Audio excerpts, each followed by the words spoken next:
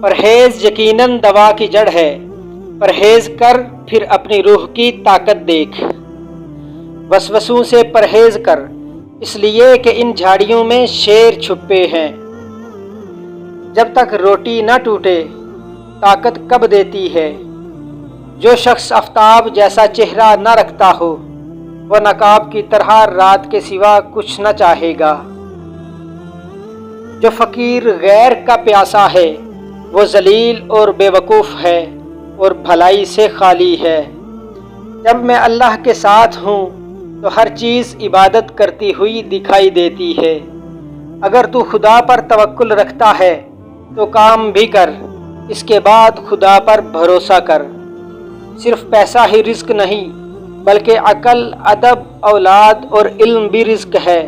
اس کے علاوہ بہترین دوست بھی رزق میں شامل ہیں۔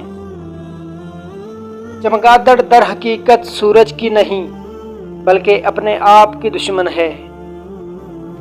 جب تو بھوکا ہوتا ہے بد زبان بن جاتا ہے، تو بد مزاج، بد اخلاق اور بد خصلت ہو جاتا ہے۔ جب تیرا پیٹ بھر جاتا ہے تو مردہ ہو جاتا ہے، دیوار کی تصویر کی مانند بے خبر ہو جاتا ہے۔ میں نے اللہ سے کہا میں تمہیں جاننے سے پہلے نہیں مرنا چاہتا۔ اللہ نے جواب دیا جو مجھے جان گیا وہ کبھی نہیں مرتا۔